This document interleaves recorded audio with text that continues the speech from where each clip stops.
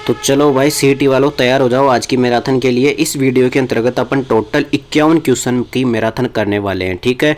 जिसमें राजस्थान जीके की सारी है, जैसे कि हिस्ट्री है, कल्चर है और इसके अलावा पॉलिटी है, ज्योग्राफी है, सारे के सारे प्रीवियस ईयर के क्वेश्चन है जो कि लगभग 10 से 12 बार एग्जाम में पूछे गए हैं।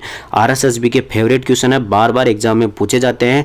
तो वीडियो बिना किसी स्किप के आपको पूरा देखना है। सीईटी ग्रेजुएशन का पूरा पेपर ऐसे प्रीवियस ईयर के क्वेश्चनों से पूछा गया था, ठीक है। तो बहुत इंपॉर्टेंट आपके लिए क्लास होने वाली है, ठीक है। और अपन फटाफट इसका रिवीजन करने वाले हैं ताकि आपको इसमें किसी भी प्रकार की समय की बर्बादी ना हो, ठीक है। अभी तक चैनल को सब्सक्राइब नहीं किया तो चैनल को सब्सक्राइब कर दो। चलो आज का अपन पहला क्वेश्चन पढ़ते हैं। तो जो भादला सोलर पार्क है, देखो आरएसएसबी बोर्ड है, ये कुछ भी लिख सकता है। वैसे तो है भड़ला सोलर पार्क, लेकिन इसने लिख रखा है भादला सोलर पार्क। देखो भाई, तो भड़ला सोलर पार्क राजस्थान में कहाँ पर स्थित है, कौन से जिले में स्थित है? तो ये जोधपुर जिले में स्थित है। मोस्ट इंपॉर्टेंट क्वेश्चन है, बार बार एग्जाम में पूछा जाता है। तो भड़ला सोलर पार्क कहाँ पर स्थित है? जोधपुर में स्थित है, ठीक है। तो इतना समझ में आ गया भाई, भड़ला सोलर पार्क कहाँ पर स्थित है? तो ये जोधपुर में स्थित है। इसके बाद में अगला क्वेश्चन देखो भाई, क्वेश्चन नंबर 2 आपकी स्क्रीन पर। बीकानेर राज्य प्रजा परिषद की स्थापना कब हुई थी? सीईटी ग्रेजुएशन में भी क्वेश्चन आया था कि बीकानेर राज्य प्रजा परिषद की स्थापना कब हुई थी। बताओ भाई जल्दी जल्दी इसका उत्तर। तो बीकानेर राज्य प्रजा परिषद की स्थापना हुई थी सन 1942 में। कब हुई थी? सन 1942 में बीकानेर राज्य प्रजा परिषद की स्थापना हुई थी। चलो भाई अगला नेक्स्ट क्वेश्चन, क्वेश्चन नंबर 3। देखो सीईटी ग्रेजुएशन में भी क्वेश्चन पूछा गया था, जबकि ये पहले का प्रीवियस ईयर का क्वेश्चन था, ठीक है। नरमा किस फसल की किस्म है? बताओ भाई नरमा किस फसल की किस्म है? और आपको ये भी बताना है कि नरमा जो फसल है वो कहाँ पर बोली जाती है, मतलब उसको नरमा कहाँ पर बोला जाता है। तो नरमा जो है वह कपास की एक किस्म का नाम है, ठीक है। नरमा किसको कहा जाता है? कपास को कहा जाता है। और ये अपने हनुमानगढ़ और गंगानगर जिले जो है वहाँ पर नरमा कहा जाता है, क्योंकि इसको ज़्यादातर नरमा तो कपास को कहाँ पर कहा जाता है? ये हरियाणा में कहा जाता है, लेकिन उससे सटे हुए जिले हैं हनुमानगढ़ और गंगानगर, इसके कारण वहाँ पर भी क्या कहा जाता है? कपास को नरमा कहा जाता है, ठीक है। इतना समझ में आ गया। इसके बाद में आगे बढ़ते हैं क्वेश्चन नंबर 4 की ओर। क्वेश्चन नंबर 4 है, कृषि विभाग राजस्थान के मृदा वर्गीकरण के अनुसार जिप्सी फेरस मृदा में पाई जाती है। बताओ भाई, कृषि विभाग के अनुसार 14 प्रकार की मिट्टी पाई जाती है, 14 प्रकार की मृदा पाई जाती है। उसमें से जिप्सी फेरस मृदा कहाँ पर पाई जाती है? बताओ भाई। तो इसका आंसर होगा बीकानेर में। कहाँ पर पाई जाती है? बीकानेर में। बार बार एग्जाम में रिपीट होने वाला क्वेश्चन है, ठीक है। क्वेश्चन नंबर 5 आपकी स्क्रीन पर। वह नदी जो वन की आशा के नाम से जानी जाती है। बताओ भाई, वन की आशा या वर्णाशा बोला जाता है इसको। वन की आशा कौन सी नदी को कहा जाता है? वन की आशा कौन सी नदी को कहा जाता है? तो वन की आशा कहा जाता है बनास नदी को। किसको कहा जाता है? बनास नदी को वन की आशा कहा जाता है। अगला क्वेश्चन भाई, क्वेश्चन नंबर 6। हरियाली अमावस्या का पर्व किस माह में मनाया जाता है? बताओ भाई, हरियाली अमावस्या यानी जिस दिन अपने मालपुए बनते हैं वो किस माह में मनाया जाता है? तो ये श्रावण की अमावस्या को मनाया जाता है। जो श्रावण का महीना होता है उसकी अमावस्या को हरियाली अमावस्या मनाई जाती है, ठीक है। Question number 7। प्रसिद्ध चित्रकार साहिब राम किस चित्रकला शैली से संबंधित है? बताओ भाई, साहिब राम का संबंध किस चित्रकला शैली से है? बताओ कहाँ के चित्रकार है साहिब राम? बताओ जल्दी जल्दी। तो साहिब राम है अपने जयपुर शैली के चित्रकार। जयपुर शैली के चित्रकार कौन है? साहिब राम है जयपुर शैली के चित्रकार। आपको प्रमुख चित्रे जरूर याद कर लेना है, ठीक है। इसके बाद में क्वेश्चन नंबर 8 है, राजस्थान में स्त्रियों द्वारा लहरिया किस अवसर पर पहना जाता है? तो राजस्थान में स्त्रियों द्वारा लहरिया जो वस्त्र है वो किस पर्व पर पहना जाता है? बताओ भाई किस अवसर पर पहना जाता है? तो ये श्रावणी तीज पर पहना जाता है। कब पहना जाता है? श्रावणी तीज पर। जिस दिन से अपने राजस्थान में त्यौहार स्टार्ट होते हैं उस दिन से पहना जाता है। अभी तक चैनल सब्सक्राइब नहीं किया तो चैनल सब्सक्राइब कर दो। मैं रोजाना आपके लिए 2-2 मैराथन एक दिन के अंतर्गत लेकर आता हूं। तो सीईटी के लिए बहुत ज़्यादा इंपॉर्टेंट क्लासेज होती है, ठीक है। तो चैनल को सब्सक्राइब कर लो। अब आज का आपका अगला 9वां क्वेश्चन है, वर्ष 2011 की जनगणना अनुसार राजस्थान में वह जिला जहां शहरी जनसंख्या राज्य में सर्वाधिक रही है। बताओ भाई, कौन सा ऐसा जिला है जहां पर शहरी जनसंख्या सर्वाधिक है? शहरी जनसंख्या सर्वाधिक है। बताओ भाई ऐसा कौन सा जिला है? तो वह जिला है कोटा। ध्यान रखना, कोटा में शहरी जनसंख्या सर्वाधिक है। शहरी जनसंख्या सर्वाधिक है, ठीक है। कोटा जिला समझ में आ गया। अब इसके बाद में आगे बढ़ते हैं क्वेश्चन नंबर 10 की ओर। क्वेश्चन नंबर 10 है, एक जैसे 9 महल किस किले में बने हुए हैं? स्टेनोग्राफर के एग्जाम में अभी 5 तारीख को जो स्टेनोग्राफर का पेपर हुआ था उसके अंतर्गत पूछा गया था कि एक जैसे 9 कक्ष या 9 महल किस किले में बने हुए हैं? तो ये नाहरगढ़ किले में बने हुए हैं। ठीक है, याद करके जाना, बार बार एग्जाम में रिपीट हो रहा है। ठीक है, इसके बाद में अगला क्वेश्चन है आपके पास क्वेश्चन नंबर 11, जून से सितंबर माह में वर्षा में अधिकतम भिन्नता जिले में अभिलिखित की जाती है। यानी कि जब जून से सितंबर माह में जो बरसात होती है उसमें अधिकतम भिन्नता कौन से जिले में पाई जाती है? बताओ भाई, सर्वाधिक अनियमितता कौन से जिले में पाई जाती है? आप सबको पता है जैसलमेर जिले में सर्वाधिक अनियमितता पाई जाती है। ठीक है, किस किस का सही हुआ भाई आंसर बताओ।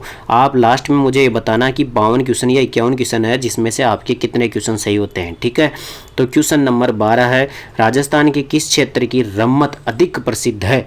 तो भाई रम्मत की बात करें तो रम्मत जैसलमेर से स्टार्ट हुई थी, लेकिन वर्तमान में बीकानेर की रम्मत सबसे ज़्यादा प्रसिद्ध है। कहाँ की प्रसिद्ध है? बीकानेर की रम्मत सर्वाधिक प्रसिद्ध है। इसके बाद में क्वेश्चन नंबर 13 क्या कहता है कि निम्नलिखित में से राजस्थान के किस जिले में ISFR 2021 के अनुसार वन सर्वाधिक है? बताओ भाई, सर्वाधिक वन पूछे, चाहे क्षेत्रफल की दृष्टि से पूछे चाहे प्रतिशत की दृष्टि से पूछे, उदयपुर जिले में सर्वाधिक वन है। कहाँ पर है? उदयपुर जिले में सर्वाधिक वन है। अब आप मुझे बताओगे कि वन रिपोर्ट जो 2021 थी उसके अनुसार ही न्यूनतम वन क्षेत्र कहाँ पर है? क्षेत्रफल की दृष्टि से और प्रतिशत की दृष्टि से, दोनों दृष्टि से, प्रतिशत और क्षेत्रफल की दृष्टि से न्यूनतम वन क्षेत्र कौन से जिलों में है? ठीक है, इसके बाद में क्वेश्चन नंबर 14। क्वेश्चन नंबर 14 है, राजस्थान में 1857 की क्रांति की शुरुआत कहाँ से हुई थी? बताओ भाई, अभी स्टेनोग्राफर एग्जाम में, इसके अलावा CT ग्रेजुएशन पेपर में भी आया था कि 1857 की क्रांति की शुरुआत कहाँ से हुई थी? तो यह हुई थी नसीराबाद छावनी से। लेकिन इसकी डेट जरूर याद रख लेना, 28 मई 1857 को नसीराबाद छावनी में 1857 की क्रांति की शुरुआत होती है। ठीक है, इसके बाद में क्वेश्चन नंबर 15 है, भरतपुर प्रजामंडल कहाँ स्थापित किया गया? बताओ भाई, भरतपुर प्रजामंडल कहाँ पर स्थापित किया गया? तो इसका उत्तर होगा रेवाड़ी में। कहाँ पर? रेवाड़ी हरियाणा में भरतपुर प्रजामंडल की स्थापना की गई थी। ठीक है, राजस्थान से बाहर। इसके बाद में आगे बढ़ते हैं क्वेश्चन नंबर 16, निम्नलिखित में से राजस्थान में जायद की फसल किस अवधि में कौन सी है? बताओ भाई, निम्नलिखित में से राजस्थान में जायद की फसल कौन सी अवधि में बोई जाती है? ऐसे पूछ रहा है, कौन सी अवधि में बोई जाती है? तो यह हो जाएगा मार्च से जून तक। आपको पता है गर्मियों के दिनों में कौन सी फसल उगाई जाती है? तो ये फसल उगाई जाती है जायद की फसल। कौन सी फसल? जायद की फसल। आगे बढ़ो भाई, क्वेश्चन नंबर 17 पढ़ते हैं, रूपारेल नदी का उद्गम कहाँ पर होता है? रूपारेल नदी का उद्गम कहाँ पर होता है? बताओ भाई जल्दी जल्दी। रूपारेल नदी का उद्गम होता है उदयनाथ की पहाड़ियों से। कहाँ से होता है?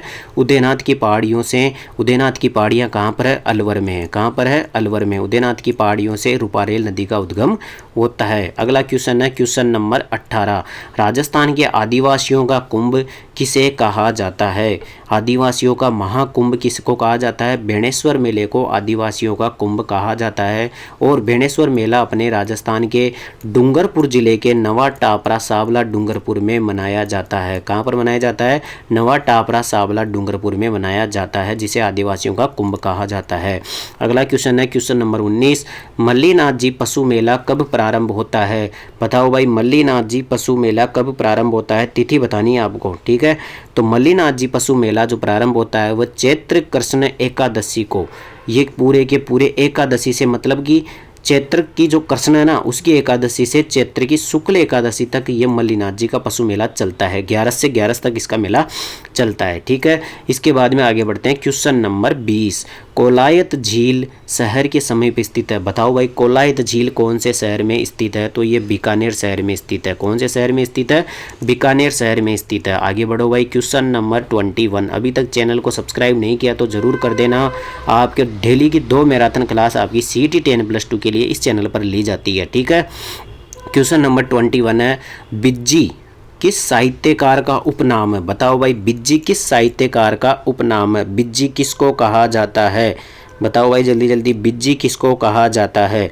तो विजयदान देता को बिज्जी कहा जाता है। कैसे याद रखोगे भाई? बिज्जी को वी पढ़ लो, विज्जी, विज्जी से विजय, कौन सा विजयदान देता, तो बिज्जी विज्जी बिज्जी विज्जी, ठीक है, विजयदान देता को बिज्जी भी कहा जाता है। इसके बाद में आगे बढ़ो भाई, क्वेश्चन नंबर 22, कुंभलगढ़ दुर्ग का प्रारंभिक संस्थापक कौन था, बताओ भाई, कुंभलगढ़ दुर्ग का प्रारंभिक संस्थापक कौन था, कुंभलगढ़ दुर्ग को किसने सबसे पहले बनवाया था, बताओ भाई। अपन तो सब पढ़ते हैं कुंभलगढ़ दुर्ग को महाराणा कुंभा ने बनवाया था, लेकिन प्रारंभिक इसका जो संस्थापक था वो था संप्रति, कौन था, संप्रति। कुंभलगढ़ दुर्ग का प्रारंभिक संस्थापक था संप्रति, इसके बाद में महाराणा कुंभा ने बनवाया था, ठीक है। क्वेश्चन नंबर 23, गणेश्वर सभ्यता किस नदी के किनारे स्थित है, अभी स्टेनोग्राफर एग्जाम 5 अक्टूबर को आया था, पेपर हुआ था, उसके अंतर्गत गणेश्वर सभ्यता किस नदी के किनारे स्थित है ये पूछा गया था। तो इसका आंसर होगा कांतली नदी के किनारे, कौन सी नदी के किनारे, कांतली नदी के किनारे। आगे बढ़ते हैं, क्वेश्चन नंबर 24, क्वेश्चन नंबर 24 कहता है पर्यटन स्थल चांद बावड़ी कहाँ स्थित है, बताओ भाई, चांद बावड़ी कहाँ पर स्थित है, चांद बावड़ी आभानेरी दौसा में स्थित है। देखो राजस्थान में चांद बावड़ी दो फेमस है, एक तो है आभानेरी दौसा में और एक है जोधपुर में, ठीक है। तो मेन जो फेमस है वो आभानेरी दौसा की फेमस है, कहाँ की फेमस है, आभानेरी दौसा की फेमस है चांद बावड़ी, ठीक है। इसके बाद में क्वेश्चन नंबर 25, क्वेश्चन नंबर 25 है राजस्थान का खीचन गाँव जाना जाता है, तो राजस्थान का खीचन गांव किसके लिए जाना जाता है, खीचन गांव है जोधपुर में, और ये कुरंजा के लिए जाना जाता है, कुरंजा जो पक्षी होता है उसके लिए खीचन गांव जाना जाता है, ठीक है। क्वेश्चन नंबर 26, राजस्थान में कौन सी मृदा में क्रोमोस्टर्स मृदाकरण का विशेष महत्व है, बताओ भाई, राजस्थान में कौन सी ऐसी मिट्टी है जिसमें क्रोमोस्टर्स मृदाकरण का विशेष महत्व है, बताओ भाई। तो ये होगी वर्टिसोल्स मृदा, ठीक है। वर्टिसोल मृदा कहाँ पर पाई जाती है, हाड़ौती के क्षेत्र में पाई जाती है, और इसमें कौन सा क्रोमोस्टोम्स मृदाकरण का विशेष महत्व होता है, ठीक है। इसके बाद में आगे बढ़ते हैं, क्वेश्चन नंबर 27, क्वेश्चन नंबर 27 क्या कह रहा है कि राजस्थान में स्वर्ण अयस्क के भंडार मुख्यतः जिले में अनुमानित किए गए हैं, बताओ भाई, सोने के भंडार सबसे ज़्यादा कहाँ पर अनुमानित है, तो यह है बांसवाड़ा जिले में, केवल और केवल राजस्थान के बांसवाड़ा जिले में सबसे ज़्यादा सोने के भंडार के अनुमानित है, ठीक है। क्वेश्चन नंबर 28, जोधपुर के राठौड़ राजवंश का संस्थापक कौन था, बताओ भाई, जोधपुर के राठौड़ राजवंश का संस्थापक कौन था, तो संस्थापक था राव सिया, कौन था, राव सिया। और राव भिक्का कौन था, ये बीकानेर के राठौड़ वंश का संस्थापक था, ठीक है।